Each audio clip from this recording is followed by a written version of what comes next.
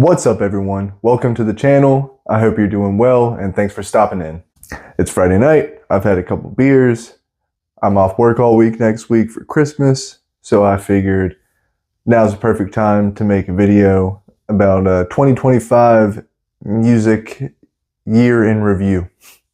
In this video, I'm going to be covering some hip hop, some rock, some country, and more that was all released this year in 2025 that I think makes it a great year for music.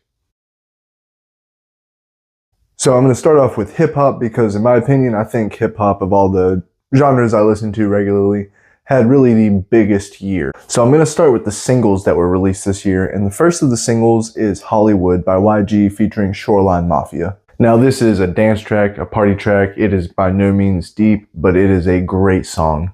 It's got a hypnotic beat.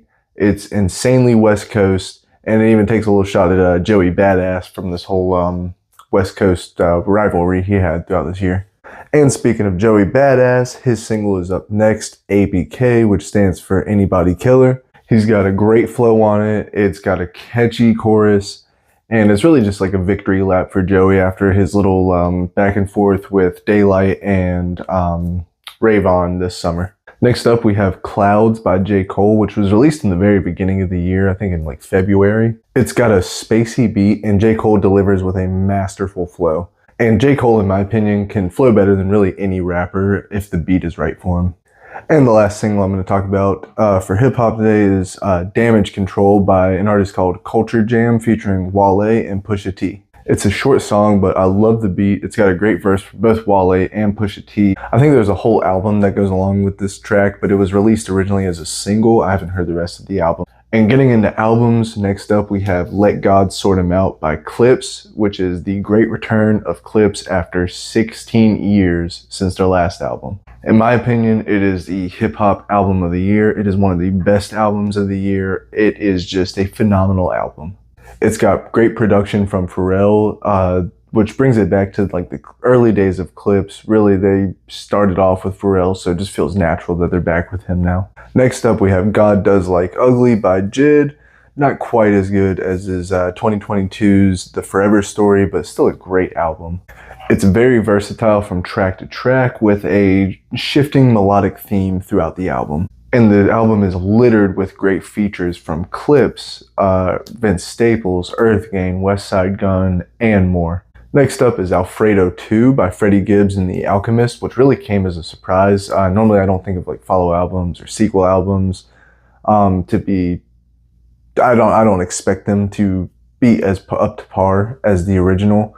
But I really think this one surpasses the original Alfredo album by them. It's got incredible production from The Alchemist, which in turn brings out the best in Freddie Gibbs. And I really love this Tokyo underbelly theme that you hear throughout the album. Next up is Don't Tap the Glass by Tyler, the Creator. This album was a complete surprise, especially to me.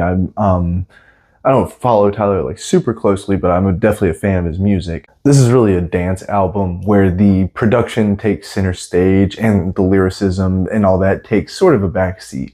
And you can really hear the Pharrell-inspired production on the album. Next is Joey Badass's album, Lonely at the Top, that was released this year with the ugliest cover art probably, but it was a pretty decent album. It's not my favorite album by him, but it's not a bad album by any means. It starts off really strong with some of my favorite tracks in the beginning, but it does dip in quality in the middle, but the important thing is it finishes really strong with the last 3 or 4 tracks. And the last hip-hop album we're going to talk about for this video, because I can't obviously talk about every album that was released this year. This video will be hours long. But the next album is Starline by Chance the Rapper. It's his first album in 6 years since 2019's The Big Day, which was a terrible album. Now, while this isn't up to the quality of like his early mixtapes like 10 Day or Acid Rap or even Coloring Book, it is miles above The Big Day, and it's at least a fitting return that gets me excited for the future. The first half of the album is really strong, and I enjoy pretty much all of it. But about midway, it just really dips in quality and becomes inconsistent for the rest of the album. Again, it's not his greatest album, but it's a good album. I enjoy it, and it gets me excited for Chance the Rapper for the future. Moving on, we're going to talk about some rock singles and some rock albums. Now, rock would have probably had the biggest year, but it was a lot of singles that was released. Really only 2 albums that we're going to talk about today. But a lot of these singles are gearing the bands up for albums to be released in 2026. So I think next year will be a really big year for rock, unless, as long as all the albums are good. The first few singles we're going to talk about today are by a band called The Nude Party. They come from my home state of North Carolina, actually. They do a lot of garage psychedelic rock that's reminiscent of the 60s, as well as a country rock sound. So the first of their 3 singles, which is probably my favorite, is called Not That Bad. The track has a melancholy feeling. It's very poignant with the sound and the lyrics. And there is something just so infectious about the pedal steel guitar that I can't get enough of. The next single released by The Nude Party is called Sweetheart of the Radio. This is a more country folk rock kind of sound. It's actually sung not by the regular singer, but by another member of the band, which features vocals from an artist called Lady Appletree, as well as background vocals from another artist called Pearl Charles. And the third single by The Nude Party that was released this year is called Carolyn. This one sounds like it's straight out of the 60s. It's got a garage rock, psychedelic rock sound. And this track really just has a killer guitar and great percussion as well.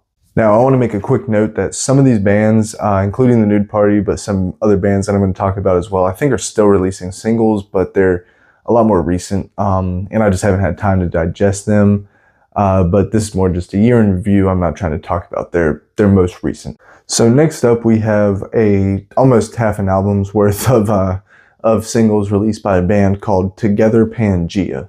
I think most, if not all of these songs are going to be on their upcoming album, which, if so, is going to be a great album that I cannot wait for. That being said, all of the songs, I'm going to list them here. I'm not going to go one by one just because they've released so many singles this year, so I'm just going to kind of lump them all together. But the singles they've released are Little Demon, Molly Said, Empty Church, She's a Queen, Like Your Father, and Halloween. As I said, they've released about half their upcoming album, which I guess you can debate on whether or not that's a good strategy. But from what I've heard, I'm really excited for it. I'm going to listen to the album. All tracks really have great instrumentation, and many of them have very catchy choruses, but each song has very relatable lyrics, mainly when it comes to being down or self-deprecating, not necessarily happy things, but they're very relatable in my opinion. Next up, we have Another Life by none other than Alabama Shakes. Now, this is their return, minus the drummer, but I'm not getting into that, after an entire decade since their last album was released. It is a deeply layered track with a ton of instrumentation that really sounds great. I mean, it's got guitars, bass, drums, keyboards, a celesta, congas, tambourines, and a glockenspiel. But it creates a really atmospheric sound, and honestly, it's like they never left. Next up, we have a couple singles by Spoon, which is probably one of the most consistently good rock bands of the 21st century. The first track is Guess I'm Falling in Love, which has got a dark, pulsing vibe, and it's got a really raw sound and emotive vocals. The other single they released is Chateau Blues, which is got a groovy sound and really upbeat. And while it's upbeat, it does have a raw sound like the previous track, but it's also got some very powerful vocals. Next up, we have a pair of tracks by a band called The Mystery Lights. Admittedly, I recently discovered this band, but so far I'm really liking what I'm hearing. Now, the first track is Kids of Today, which is another psychedelic garage rock sound that really just sounds like it's straight out of the 60s. And it's very fast-paced and energetic. The next track by The Mystery Lights that they released is called Wish You Unwell. It's a somber psychedelic track, and it's got lyrics that are really bittersweet, describing a heartbreak. That was a lot of singles. That's why I would say rock probably would have had an even bigger year than hip hop, but it's mostly just singles. And a lot of these albums are going to be coming out next year in 2026. But we do have 2 albums to talk about. Now, the first one, I did already do a video doing a review breakdown on, so I'm not going to go too into depth with it. But this first album is called Shish by Portugal the Man. Now, no guarantees because I'm not the smartest person ever, but I'm going to try and put the video right here for you to watch. If not, visit the channel, it's on there. Like and subscribe as well while you're at it. Why not? Helps out. Back to Shish. It is really a great album though by Portugal the Man. It's got a heavy sound reminiscent of their early years, blended with the more psych pop sound that they began adopting in the 2010s. And the other rock album we're going to talk about is called Checkmate by Ron Gallo.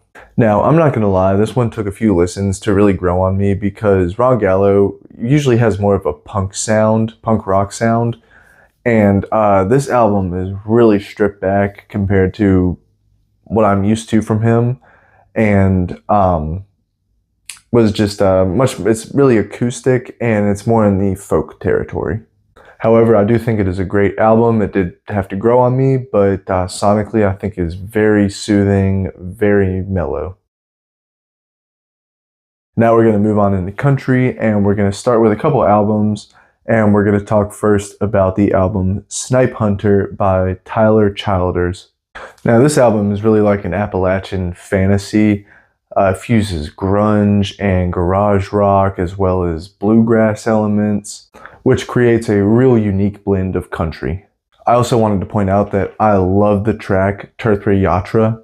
He talks about the Bhagavad Gita, Dharma, the cyclical nature of the universe that is central to many Indian religions. Now, I personally love these Indian and Eastern religions as well as country music, so it's really cool to just see those two things kind of meet together here. The next album on here is Memories and Empties by Colter Wall. This one I also did a video doing a sort of review breakdown of, which again, if I can, I'm going to put right here. If not, again, visit the channel. But it's a really dynamic album with just the difference in the tracks and then how dynamic the tracks themselves get in the back half of the album. And I really love the way that the guitars, the piano, and the harmonica all seem to dance with each other. And next we got a couple singles we're going to talk about, the first of which being Joey by The Dead South. This one is a beautiful, wistful track that has a very moving chorus that you just can't help but sing along with. And next we have a track called Me More Cowboy Than You by the Broody Brothers.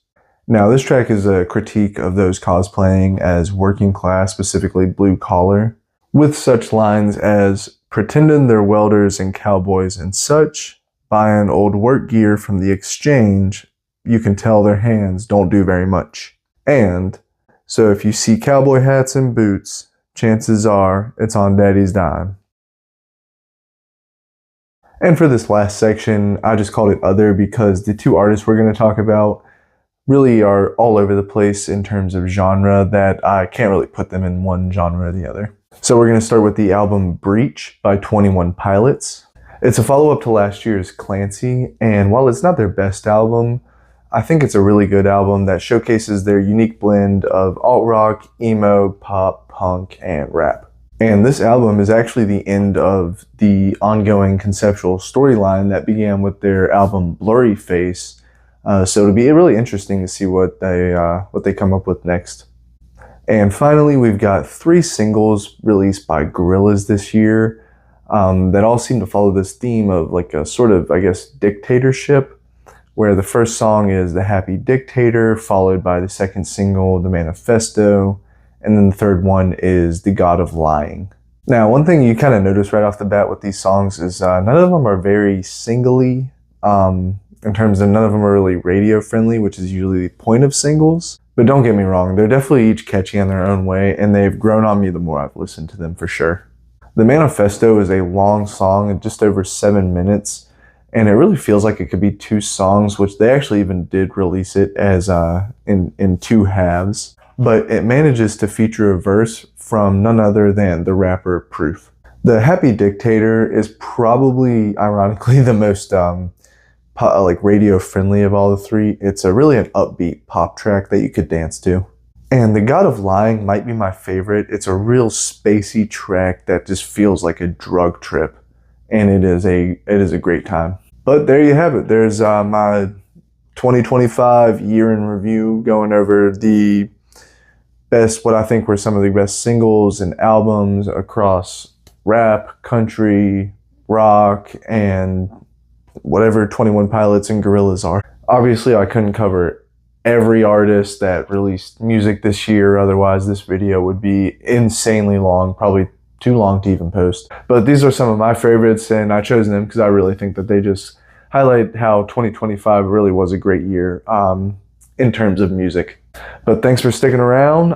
This is probably my last video till Christmas. Maybe I might have one more, but we'll see. Till then, happy holidays, Merry Christmas. Thanks for sticking around. We'll see you next time.